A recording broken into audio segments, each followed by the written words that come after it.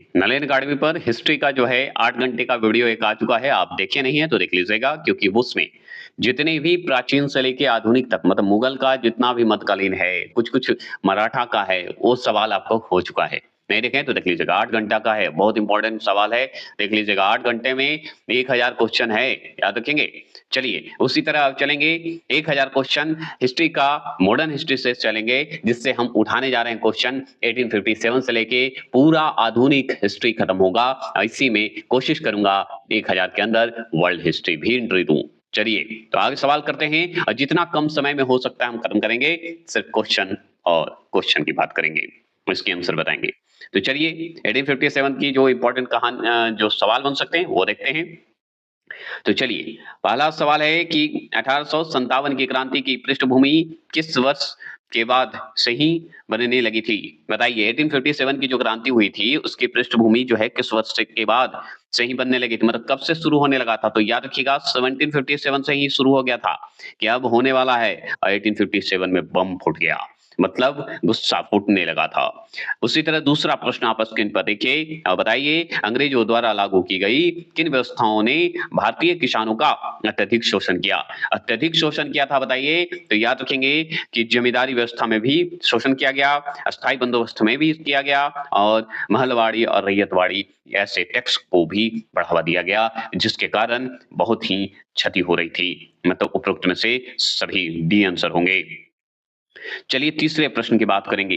तीसरा प्रश्न आपके स्क्रीन पर है कि सती प्रथा पर प्रतिबंध और विधवा पुनर्विवाह को लागू करना क्रांति के किस कारण के अंतर्गत आता है? बताइए। सती प्रथा पर प्रतिबंध लगाया गया, विधवा पुनर्विवाह को लागू किया गया, ठीक है? यह किस कारण अंतर्गत आए? मतलब सब मिक्स क्वेश्चन है, याद रखिएगा।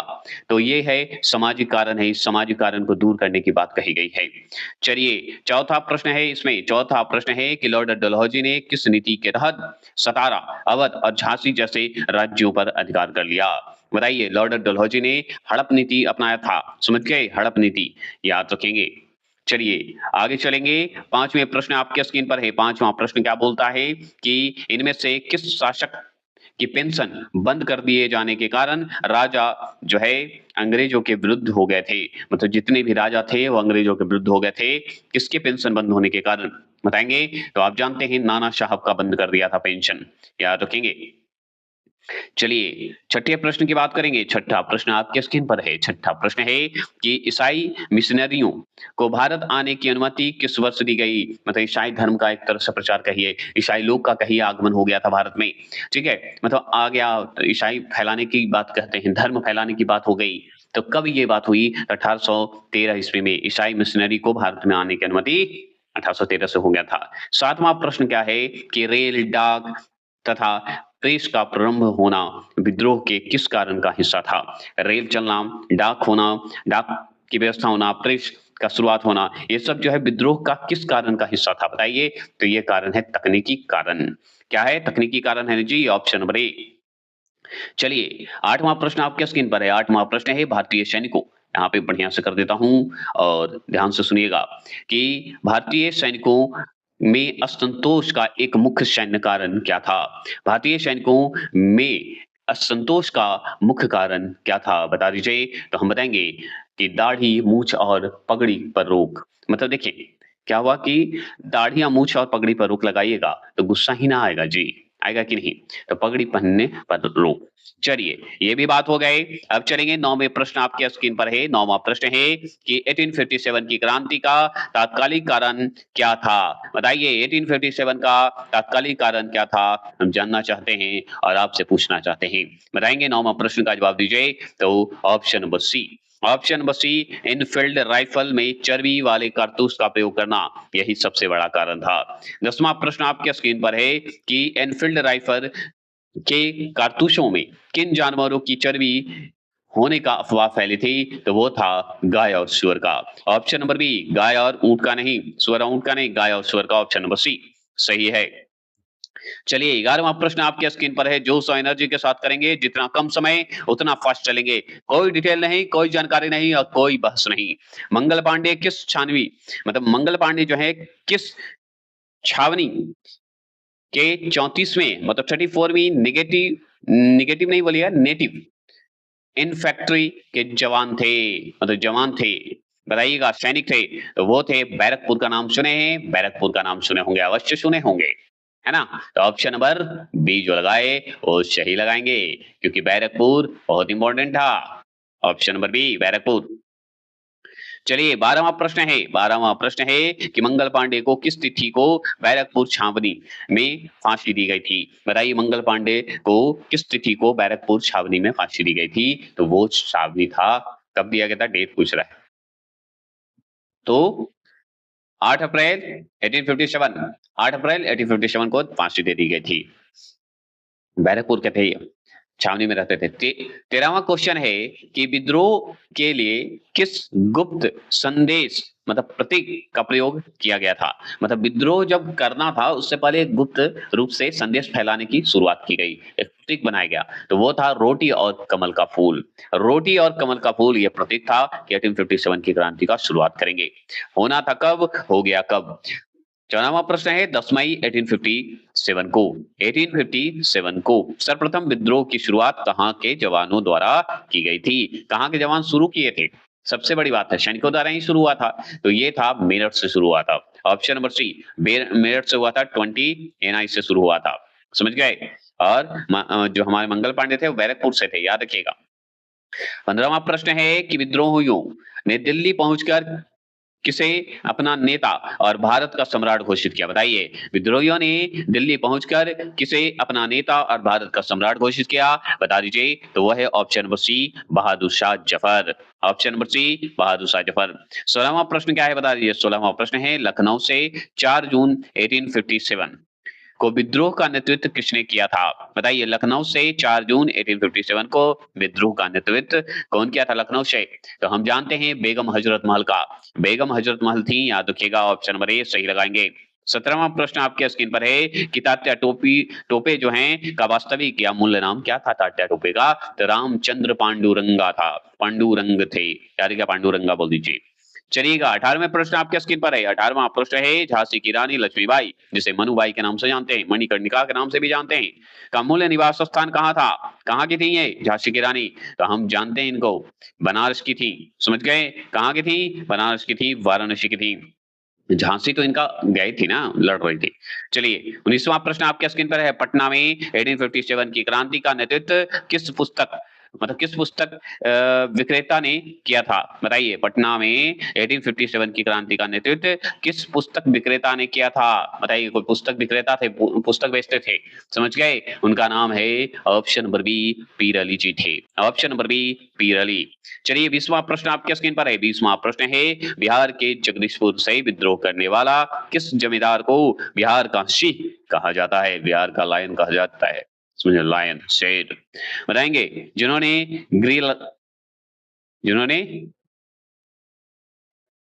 लिग्रैंड को पराजित किया था, लिग्रैंड को पराजित कर दिए थे। सोचिए वीर कुंवर सिंह का नाम सुने हैं? एकदम सुने होंगे भाई, वीर कुंवर सिंह, सिंह का नाम से तो जानेगा ना कोई, है कि नहीं? तो ये हो गए। चलिए 21 सवाल आपके स्क्रीन पर और बताइए इसके बारे में। चलिए 21 देख रहे हैं। दिल्ली में जो है बहादुर शाह द्वितीय ने द्वितीय के नेतृत्व वाले विद्रोह को किस अंग्रेज सेनापति ने दबाया था? मतलब देखिए दिल्ली में बहादुर शाह द्वितीय थे, ये तो हम जानते हैं, और उनके नेतृत्व कर रहे थे। अंग्रेज की तरफ से कौन कर रहा था ये पूछ रहा है आपसे, है ना? सवाल सही और साफ साफ।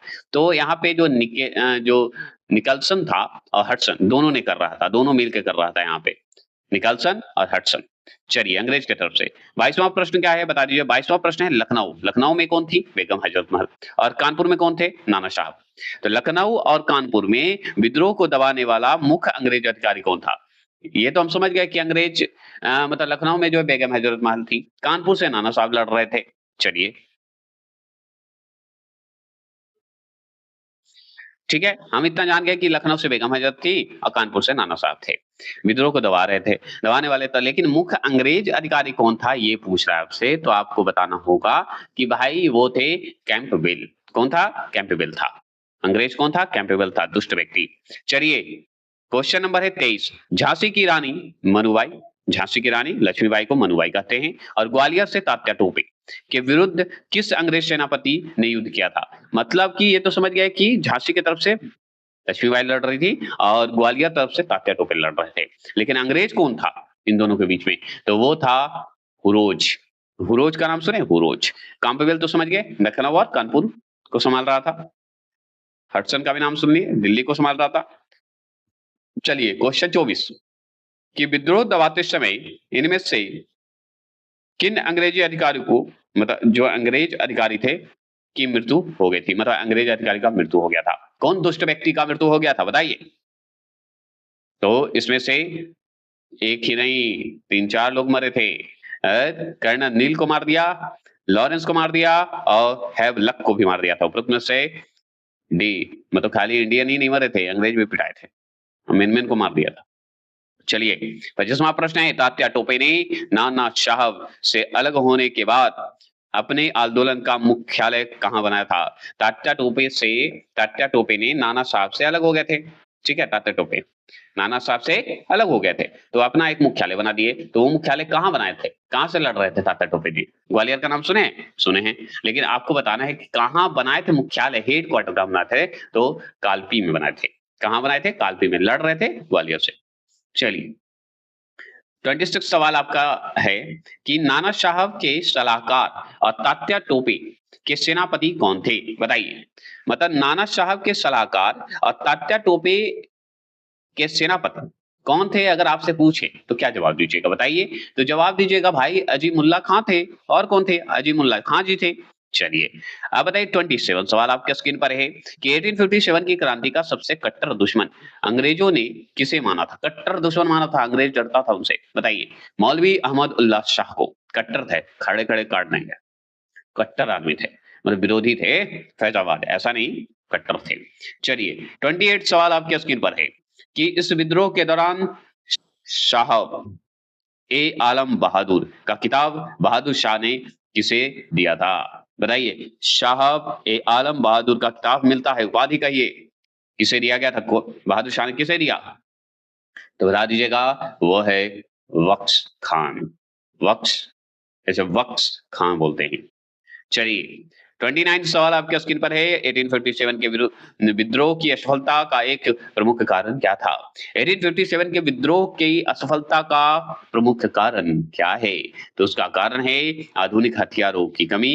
ये बात है जो प्रभावी संगठन और नेतृत्व का अभाव था। एकदम सही बात था। अगर जुड़ के रहते तो आज अंग्रेज उस समय भाग जाते। अशिक्षित लोगों और कुछ राजाओं का तटस्थ रहना ये भी एक कारण है गया कि नहीं हम नहीं लड़ेंगे, कोई कह रहा है लड़ेंगे हम, मतलब अपने मन पे अपनी जिद पे थे, तो इसका भी कारण था। उपरोक्त में से सभी होंगे, डी आंसर होंगे।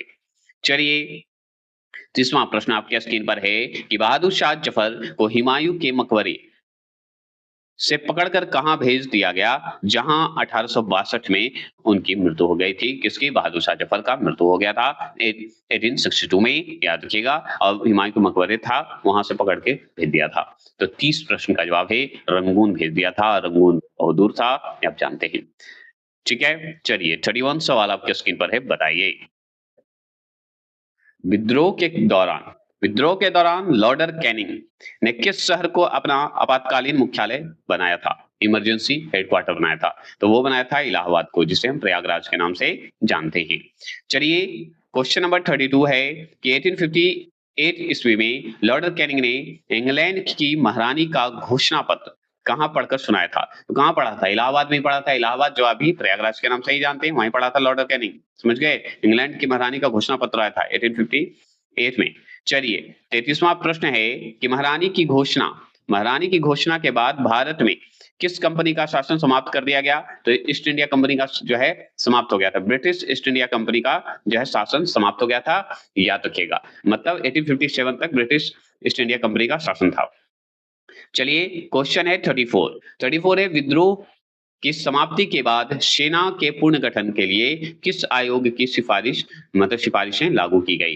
विद्रोह की समाप्ति हो गई, उसके बाद सेना के पुनर्गठन के लिए किस आयोग की सिफारिश लागू की गई? तो वो था पील आयोग। पील आयोग था जिससे फिर सेना का पुनर्गठन होने लगा था।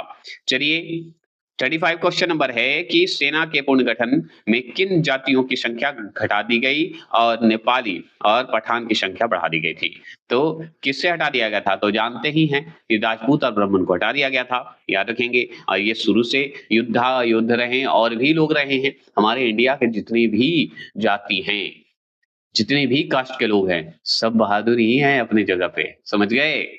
लेकिन हम लोग क्या है कि किसी छोटे 1-2 की बातों में आ जाते हैं, इसमें मन को भटका देते हैं। नहीं, हम लोग एकजुट रहेंगे तभी तो बाहरी आक्रमण नहीं करेंगे। चलिए, 36 सवाल है कि 1857 के विद्रोह के बाद यूरोपीय और भारतीय सैनिकों का अनुपात क्या रखा गया? मतलब भारतीय सैनिकों को कम कर दिया है, डर गया था अंग्रेज। 1 और 2 रखा गया, समझ गए? 1 और 2 रखा गया। चलिए, 37 सवाल है कि 1857 की क्रांति को जो है, यह प्रथम स्वतंत्रता संग्राम था। किसने कहा? 1857 की क्रांति को बोले कि यह प्रथम स्वतंत्रता संग्राम था, ये शुरुआती दौर था, वो कहने वाले और कोई नहीं, हमारे वीर सावरकर जी थे। चलिए, 38 सवाल आपके स्क्रीन पर है। 38 सवाल है कि यह न तो प्रथम और ना ही राष्ट्रीय और ना ही स्वतंत्रता संग्राम था। यह मत किसका था? देखिए, बीडी सावरकर जी तो कहे भाई कि ये प्रथम स्वतंत्रता संग्राम था, लेकिन एक कह रहे हैं यह न तो प्रथम था, न राष्ट्रीय था, ना ही स्वतंत्रता संग्राम था। ये कहने वाले और कोई नहीं, सीआर मजूमदार थे। चलिए, इनका भी क्लियर हो गए। 39 सवाल आपके स्क्रीन पर है कि महान विद्रोह, ठीक है, नामक पुस्तक के लेखक कौन हैं? महान विद्रोह के लेखक कौन है जी, बता दीजिए। तो उनका नाम है Ashok Mehta. Option number A, Ashok Mehta. 40वें प्रश्न आ चुके हैं। 1857 का सवाल जो बनना था लगभग खत्म कर दिया, ज्यादा नहीं बनाए मैंने, क्योंकि इससे ज्यादा सवाल आपका नहीं आएगा, कितना भी घुमाएगा। और भी सवाल है, टेंशन नहीं लेना है। जनवरी एडी 1877 मतलब 1877 ईस्वी में किसे भारत की सामग्री घोषित किया गया? सामग्री घोषित किया गया था, बताइए किसे? तो महारानी विक्टोरिया को घोषित किया गया था। मतलब भारत की भाई महारानी के रूप में आएंगी कौन? महारानी विक्टोरिया, ये ध्यान रखना है। चलिए, भारतीय राष्ट्रीय कांग्रेस के महत्वपूर्ण जो वस्तुनिष्ठ प्रश्न हैं, एमसीक्यू, है ना? ठीक है, मल्टीपल, है ना? जो क्वेश्चन है उसकी बात करेंगे। तो चलिए, मोस्ट इंपोर्टेंट क्वेश्चन भी कह दीजिए, मल्टीपल क्वेश्चन भी कर सकते हैं, मतलब कि आपको सब क्वेश्चन इसमें दिखेंगे। अब यहाँ से चलेंगे भारतीय राष्ट्रीय कांग्रेस से, जो सवाल इंपॉर्टेंट है वो आ रहा है, और भी जानकारी मिलेगा, लेकिन आप इसे लाइक और सब्सक्राइब कीजिए, कुछ फॉलो कीजिए, हाइप दीजिए, तभी ना, है कि नहीं? चलिए, 41वां प्रश्न आपके स्क्रीन पर है। 41वां प्रश्न है, कांग्रेस शब्द की उत्पत्ति उत्तरी अमेरिका के राजनीतिक इतिहास से हुई है, जिसका अर्थ क्या है, बता दीजिए। जिसका अर्थ है व्यक्तियों का समूह।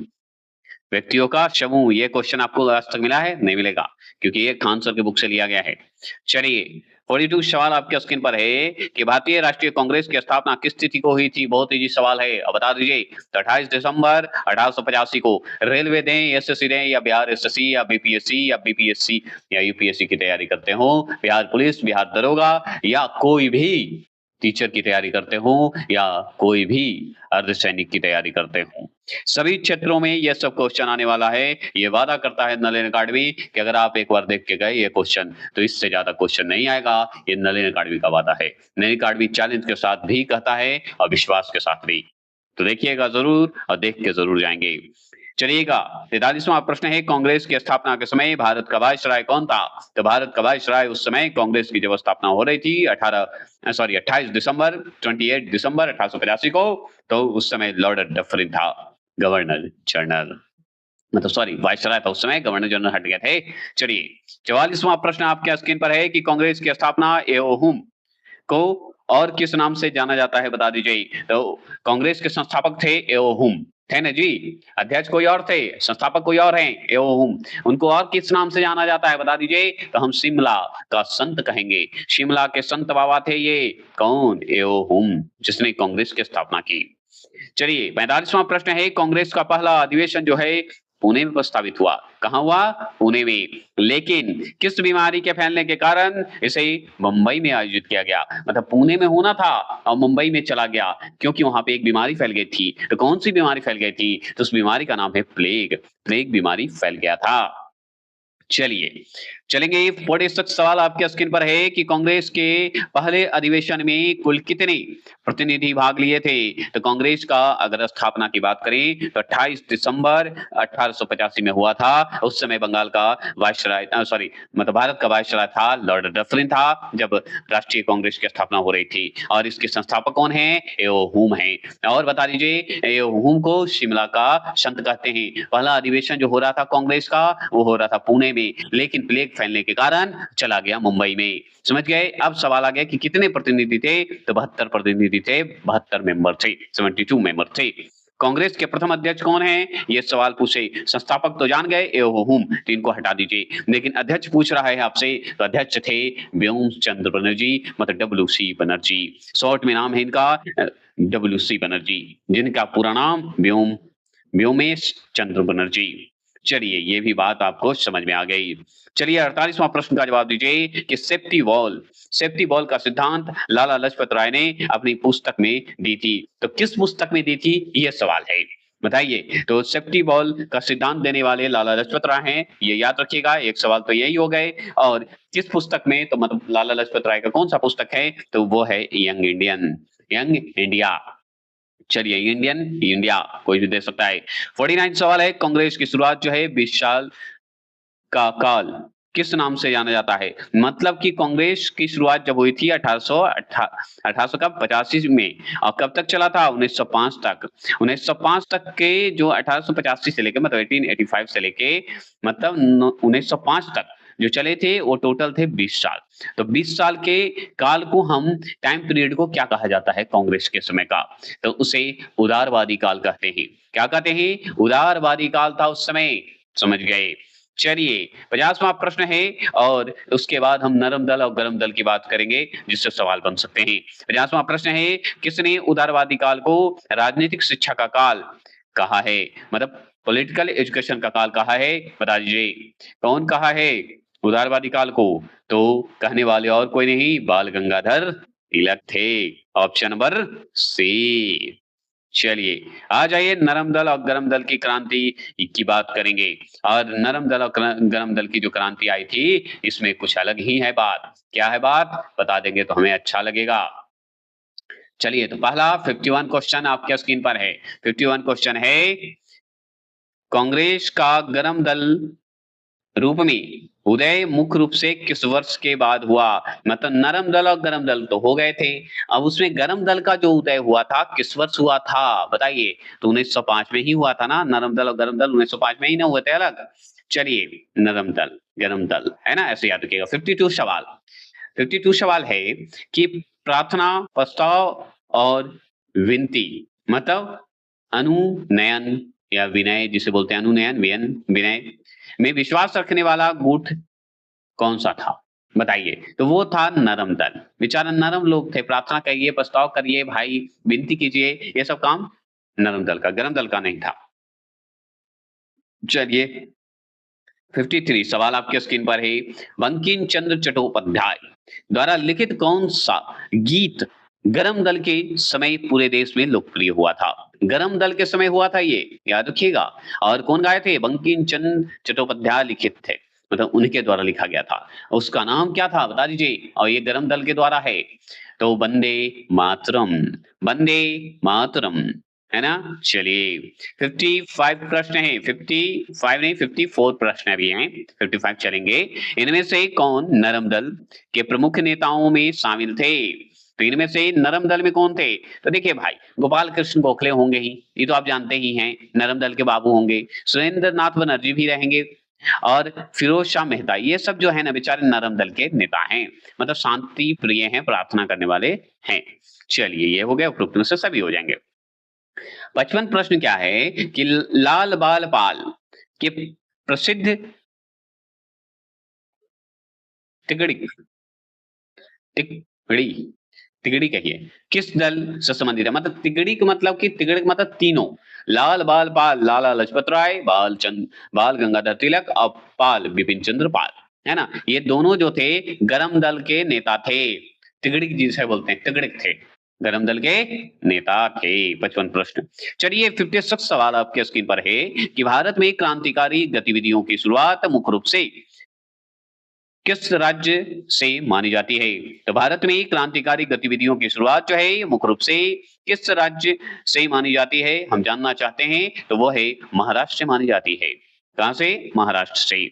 चलिए 57 सवाल आपके स्क्रीन पर है कि महाराष्ट्र के या मतलब महाराष्ट्र में क्रांतिकारी विचारधारा को उभारने का श्रेय बाल गंगाधर तिलक को किस पत्र को जाता है?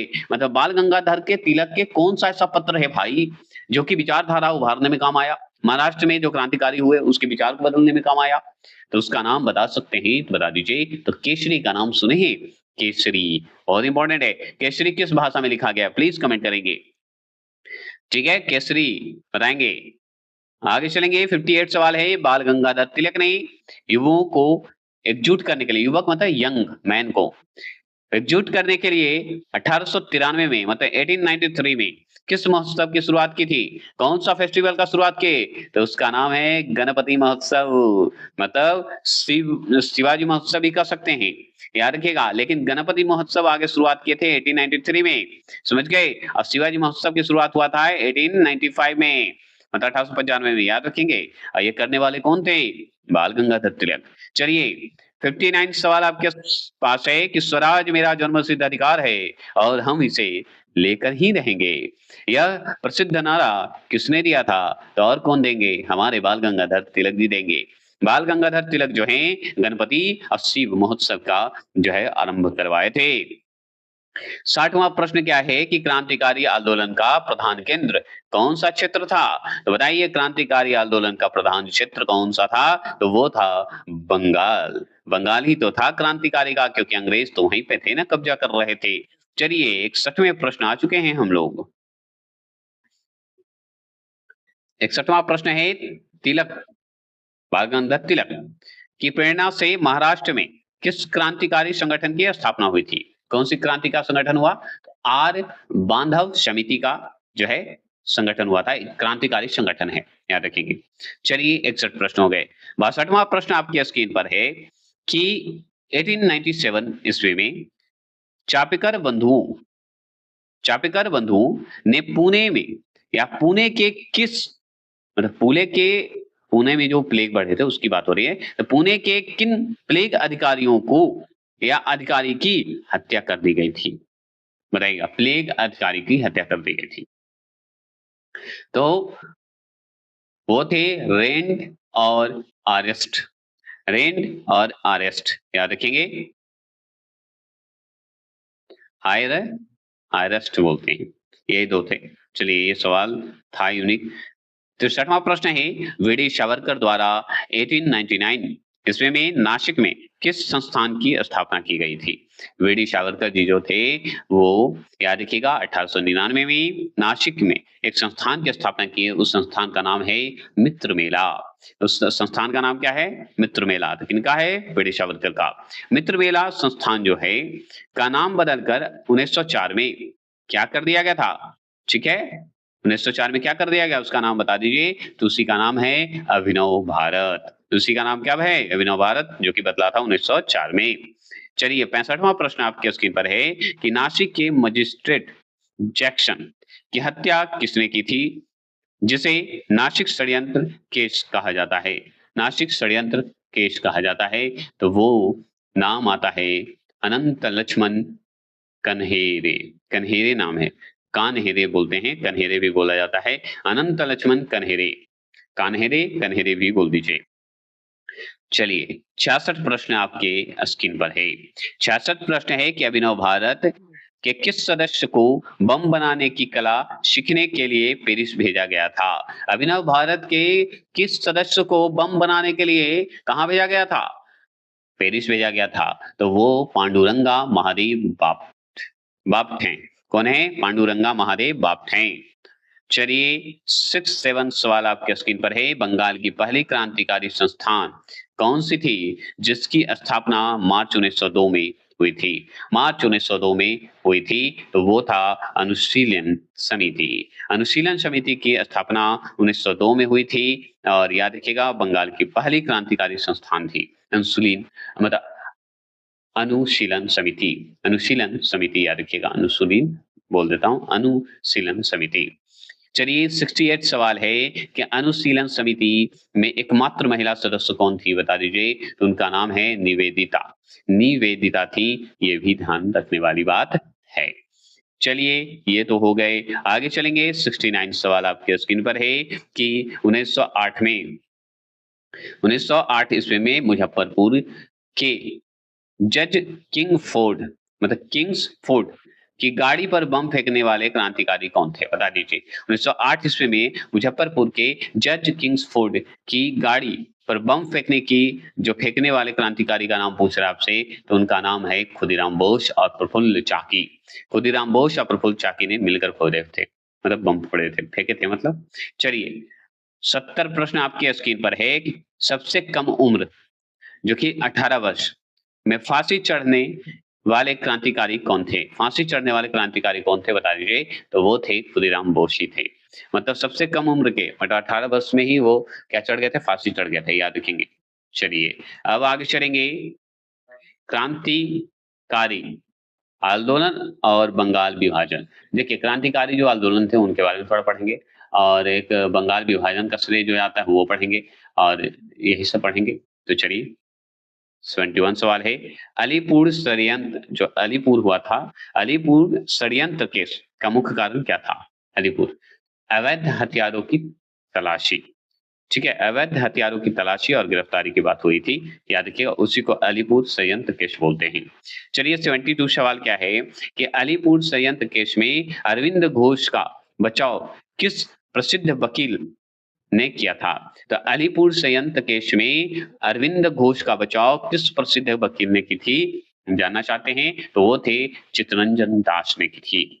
CR दास जिन्हें बोलते हैं, चित्तरंजन दास थे। चलिए 73 है कि अलीपुर केस के बाद अरविंद घोष क्रांतिकारी राजनीति छोड़कर कहां चले गए और वहां, बताइए, ओरोविले आश्रम की स्थापना की। किसकी स्थापना की? ओरोविले आश्रम के स्थापना की। तो वो हैं पंडुचेरी चले गए, वहां पे जाके ओरोविले आश्रम का स्थापना किए थे। चलिए 74 सवाल आपके स्क्रीन पर है कि बंगाल विभाजन जो 1905 में हुआ की घोषणा किस ब्रिटिश वायसराय ने की थी? बंगाल विभाजन, मतलब ये भी सवाल हो सकता है, बंगाल विभाजन के समय कौन था वहां का वायसराय भारत का? बताएंगे 1905 में, तो बताइएगा कर्जन, लॉर्डर कर्जन था। कौन था? Louder Curzon. चलिए अगर पूछे 75 प्रश्न आपके स्क्रीन पर कि बंगाल विभाजन की घोषणा 19 जुलाई 1905 में मतलब 5 को हुई थी, लेकिन यह प्रभावी मतलब लागू की स्थिति को हुई थी। देखिए बंगाल विभाजन की घोषणा तो 19 जुलाई 1905 में हो गई थी, ठीक है, लेकिन लागू कब हुआ? तो ये 16 अक्टूबर 1905 को पूर्णतः लागू हो गई थी, लागू तिथि माना जाता है, लागू हो गया था। चलिए 76 प्रश्न क्या है कि बंगाल विभाजन के विरोध में 16 अक्टूबर 1905 को पूरे बंगाल में किस दिवस के रूप में मनाया जाता है? बता दीजिए। तो बंगाल विभाजन होगा तो शोक दिवस के रूप में ही न मनाएंगे, है ना। बंगाल से बिहार अलग हो जाएगा, बेचारा उड़ीसा इधर हो जाएगा, फिर धीरे धीरे सब अलग हो जाते हैं। 77 प्रश्न क्या है कि किसके कहने पर बंगाल विभाजन के दिन को रक्षाबंधन दिवस के रूप में मनाया जाता है ताकि हिंदू मुस्लिम की एकता बनी रहे? बताएंगे। तो वो था रविन्द्रनाथ टैगोर ने किए थे। रविन्द्रनाथ टैगोर, तो किसके कहने पर, मतलब रविन्द्रनाथ टैगोर के कहने पर बंगाल विभाजन के दिन रक्षाबंधन दिवस के रूप में मनाया जाता है ताकि हिंदू मुस्लिम एकता बनी रहे। चलिए 78 सवाल क्या है सुन लीजिए। रविन्द्रनाथ टैगोर ने, बंगाल विभाजन हुआ था याद रखिए, बंगाल में ही, मतलब उस समय बिहार उड़ीसा का जो है, याद रखिएगा, मतलब बंगाल का एक कोना बन गया था, तो हिंदू मुस्लिम वाला खेल शुरू हो गया था उस समय, तो पहले से ही था। चलिए रविन्द्रनाथ टैगोर ने बंगाल विभाजन के समय कौन सा प्रसिद्ध गीत लिखा जो वर्तमान में बांग्लादेश का राष्ट्रीय गान बना? तो वो लिखने वाले जो थे रविन्द्रनाथ टैगोर ही थे। अमार सोनार बांग्ला, ये लिखे थे रविन्द्रनाथ टैगोर ने। ठीक है आगे चलेंगे। 79 सवाल है कि लॉर्ड कर्जन ने बंगाल विभाजन का वास्तविक कारण जो है सांप्रदायिकता, मतलब बांटो और राज्य करो के बजाय क्या बताया था? बताइए। सांप्रदायिकता के बजाय क्या बताया? तो प्रशासनिक सुधार। क्या बताया? प्रशासनिक सुधार। लॉर्ड कर्जन में ने बंगाल विभाजन का वास्तविक कारण बताया, प्रशासनिक सुधार होता तो ऐसा कुछ नहीं होता। 80 प्रश्न है, बंगाल विभाजन के विरोध में कौन सा आंदोलन शुरू हुआ था जिसमें विदेशी वस्तुओं का बहिष्कार और स्वदेशियों को अपनाना मुख्य लक्ष्य था। याद रखिए, अपनाना मुख्य लक्ष्य था, तो वो बताएंगे स्वदेश तथा बहिष्कार आंदोलन। ठीक है, स्वदेश आंदोलन और बहिष्कार आंदोलन। ठीक है, ये हो गया 80 प्रश्न। आगे चलेंगे, अब पढ़ेंगे स्वदेशी आंदोलन और दिल्ली दरबार के जो सवाल बन सकते हैं वो देखेंगे। ठीक है, चलिए 81 सवाल है, बंगाल में ब्रिटेन की वस्तुओं के बहिष्कार का सुझाव सर्वप्रथम किसने दिया था, बता दीजिए। तो वो दिए थे कृष्ण कुमार मित्र ने, कृष्ण कुमार मित्र ने दिए थे, याद रखेंगे। 82 सवाल आ गए, स्वदेशी आंदोलन के दौरान विदेशी कपड़ों को जलाए जाने को किसने एक निरुष्ट अपराध कहा है। निरुष्ट अपराध कहा है कि बोला है कि व्यर्थ में जला रहे हो, क्यों जला रहे हो, तो ये कहने वाले और कोई नहीं, रविन्द्रनाथ टैगोर थे। रविन्द्रनाथ टैगोर बाबू कहे थे, लेकिन बाद में ये भी मान जाएंगे कि ठीक ही हुआ था। चलिए आगे चलेंगे, 83 सवाल आपके स्क्रीन पर है कि मद्रास में स्वदेशी आंदोलन का नेतृत्व किसने किया था। तो मद्रास में स्वदेशी आंदोलन का नेतृत्व करने वाले चिदम्बरम पिल्ले थे। चिदम्बरम पिल्ले जी का नाम आता है। चलिए 84 सवाल आपके स्क्रीन पर है, स्वदेशी आंदोलन के दौरान कौन सा गीत भारतीय राष्ट्रीय कांग्रेस आंदोलन का शीर्ष गीत बना था, बताइए। तो उस गीत का नाम है वंदे मातरम। उसका नाम है option number B Vande Mataram. और वंदे मातरम लिखने वाले कौन थे, बता दीजिए, अभी एमसीक्यू करते हुए आ रहे हैं। चलिए मोस्ट इंपॉर्टेंट एमसीक्यू है आपके लिए, 85 सवाल है। 14 अगस्त 1906 को 14 अगस्त 1906 ईस्वी को स्थापित बंगाल नेशनल कॉलेज के प्रथम प्रधानाचार्य कौन बनाए गए थे, कौन बने थे, तो बने थे अरविंद घोष जी बने थे। बंगाल नेशनल कॉलेज की स्थापना कब हुई, 14 अगस्त 1906 को। उस समय प्रथम प्रधानाचार्य कौन बने, अरविंद अरविंद बाबू, अरविंद घोष बाबू बने थे। चलिए 86 सवाल है कि 1911 में, वर्ष 1911 में ब्रिटिश राजा जॉर्ज पंचम के भारत आगमन पर दिल्ली में आयोजित भव्य कार्यक्रम को क्या कहा जाता है। तो दिल्ली में होगा तो दिल्ली दरबार कहेंगे, और क्या कहेंगे, है ना। तो दिल्ली में आए थे, कौन आए थे, जॉर्ज पंचम। कब आए थे, भारत आगमन में। और कब के समय काल पूछेगा तो 1911 बता दीजिएगा। ठीक है, चलिए 87 सवाल है कि 1911 में दिल्ली दरबार में इनमें से कौन सी महत्वपूर्ण घोषणा थी, महत्वपूर्ण घोषणा क्या हुई थी 1911 में। तो 1911 में जो घोषणा हुई थी वो थी बंगाल विभाजन का रद्द होना, ये भी सही है। राजधानी कोलकाता से दिल्ली स्थानांतरित होना, ये भी सही है। बंगाल से बिहार को अलग करना, ये भी सही है। और तो में से जो है डी सही है। देख रहे हैं 1905 में बंगाल विभाजन हुआ तो हिंदू मुस्लिम का एक तरह से एकता को तोड़ रहे थे, तभी तो नारा पड़ा। ठीक है, रक्षाबंधन मनाया गया कि भाई एकता न टूटे। दूसरा चीज 1911 में दिल्ली दरबार में जो है, याद रखिएगा, दिल्ली दरबार में हुई घोषणा कि भाई बंगाल विभाजन अब रद्द हो गया, अब साथ में रहिए, है ना, बहुत सारे कारण थे। अब 88 अब बंगाल और बिहार अलग हो गए।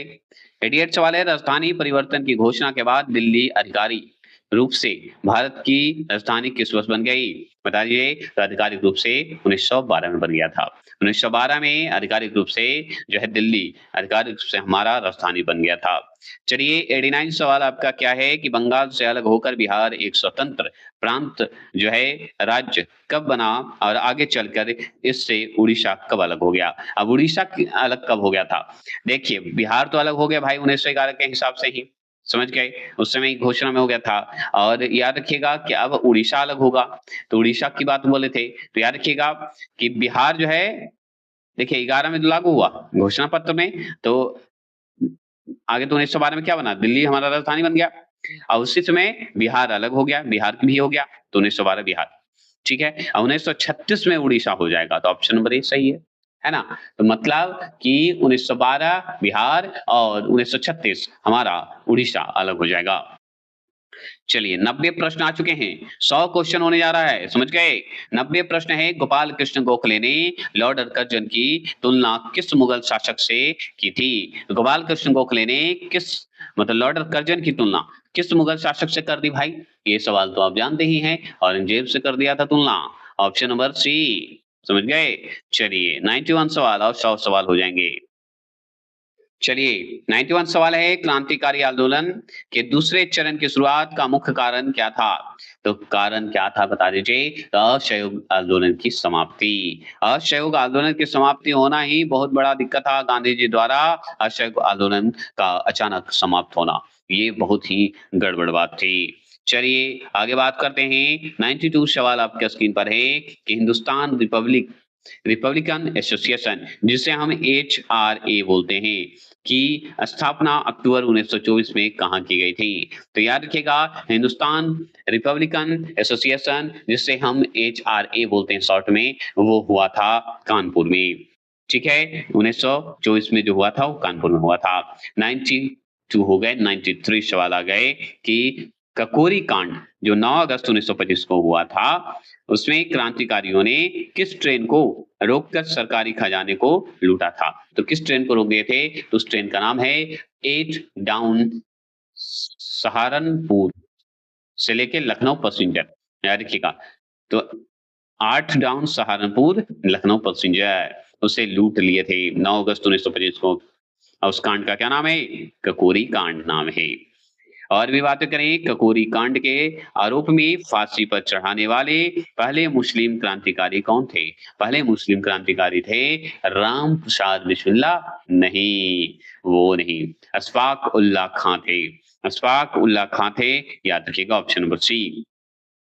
और भी बातें करेंगे। 95 सवाल आपके स्क्रीन पर है कि ककोरी कांड के मुख्य अभियुक्त कौन थे जो पुलिस की पकड़ में नहीं आए और फरार हो गए थे? बताइए, ककोरी कांड के जो हैं करने वाले थे, जिसमें अशफाक उल्लाह को फांसी पड़ गई थी, लेकिन वो व्यक्ति जो फाउंडर थे एक तरह से, उन्हें पकड़ना मुश्किल ही नहीं नामुमकिन था, ये बात है। बताइए, तो वो थे चंद्रशेखर आजाद। चंद्रशेखर आजाद की कहानी सुनिएगा तो दिल को दहल जाएगा, और क्या मजेदार आदमी थे। चलिए आगे बात करते हैं। 96 सवाल है, 27 फरवरी 1931 को 27 फरवरी 1931 को इलाहाबाद के अल्फ्रेड पार्क में अंग्रेजों से मुठभेड़ के दौरान किस क्रांतिकारी ने खुद को आखिरी गोली मार ली थी? और कौन मारेंगे? चंद्रशेखर आजाद मार लेंगे, क्योंकि ये पकड़ाए नहीं थे।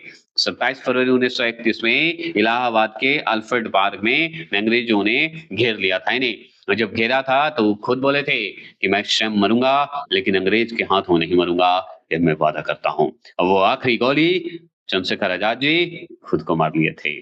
अंग्रेज को क्या कुछ फायदा नहीं हुआ। समझ गए? इतने बहादुर थे। किसी को मौत नसीब से होता है, और मौत में भी वो भी जबरदस्त, किसी किसी को होता है। 97 सवाल है, सरफरोशी की तमन्ना अब हमारे दिल में है, का नारा जो है देने वाले क्रांतिकारी कौन थे? सरफरोशी की तमन्ना अब हमारे दिल में है। और आगे क्या था? बाजुओं में जोर कितना, ऐसा ही था, हमको याद नहीं है, बताइएगा। तो वो बोलने वाले और कौन थे? राम प्रसाद बिस्मिल्ला। राम प्रसाद बिस्मिल्ला। समझ गए? देखिए, एक थोड़ा-सा बता देता हूँ, जैसे देखिए, कहीं-कहीं दे देता है, जैसे मैं एक पुराना वीडियो बनाया हूँ हिस्ट्री का, और तो इसमें देखिए राम प्रसाद बिस्मिल्लाह जो है सही है, कोई दिक्कत नहीं है। लेकिन सबसे पहले इस लाइन को अगर रचित किए थे, तो वो थे बिस्मिल्लाह, बिस्मिल्लाह नाम है अज़ीमाबादी, बिस्मिल्लाह अज़ीमाबादी, तो कभी-कभी इन्हीं का पूरा नाम दे देता है राम प्रसाद बिस्मिल्लाह अज़ीमाबादी। ठीक है? याद रखिएगा। और भी बात करें तो थोड़े से लाइन जो है मैं अपनी तरफ से थोड़ा जोश भरने के लिए बोलता हूँ कि था सरफरोशी की तमन्ना अब हमारे दिल में है, देखना है जोर कितना बाजुए कातिल में है ना? ये लाइन है उनकी, जबरदस्त है ना? खून खौलता है। अपना भारत का लाइन है भाई। चलिए आगे चलते हैं। 98 सवाल आपके स्क्रीन पर है। मार्च 1926 ईस्वी में पंजाब में नौजवान सभा की स्थापना किसने की थी? नौजवान सभा की स्थापना किसने की थी? हम जानना चाहते हैं, बताएंगे? तो और कौन करेंगे? भगत सिंह। भगत सिंह थे नौजवान की शुरुआत करने वाले। मार्च 1926 में पंजाब में नौजवान सभा की स्थापना करने वाले हमारे भगत सिंह थे। भगत सिंह भी कम नहीं थे। हिंदुस्तान सोशलिस्ट रिपब्लिकन एसोसिएशन, जो पहले HRA था, वो हो गया HSRA, मतलब हिंदुस्तान सोशलिस्ट रिपब्लिकन एसोसिएशन की स्थापना कब हुई? 1928 में हुई। और चंद्रशेखर आजाद द्वारा कहाँ की गई थी? तो चंद्रशेखर आजाद द्वारा किया गया फिरोज शाह कोटला, दिल्ली में। फिरोज शाह कोटला मैदान के में हुआ था, जो कि दिल्ली में है। चलिए 100वां प्रश्न क्या है बता दीजिए। 100वां प्रश्न है कि सांडरन की हत्या और असेंबली बम कांड को किस संगठन के सदस्यों ने अंजाम दिया था? तो सांडरन की हत्या और असेंबली बम कांड को किस संगठन के सदस्यों ने अंजाम दिया था, ये मैं जानना चाहता हूं। तो वो देने वाले और कोई नहीं, वो थे S HSRA, Hindustan socialist Republican association के संस्थान ने दिए थे। सांडरन की हत्या और असेंबली बम का कांड इसी संगठन का अंजाम था। अब सवाल बनता है क्रांतिकारी आंदोलन और महत्वपूर्ण वस्तुनिष्ठ प्रश्न है, जिसमें जितने भी क्रांतिकारी आएंगे सब विनाश होके जाएंगे, लेकिन हमारा भारत में झुकेगा नहीं, क्रांति करते ही जाएंगे जाएंगे जाएंगे। फिर से सुन लीजिए, सरफरोशी की तमन्ना अब हमारे दिल में है, देखना है जोर कितना बाजुए कातिल में है ना? चलिए फिर से हो गया लाइन।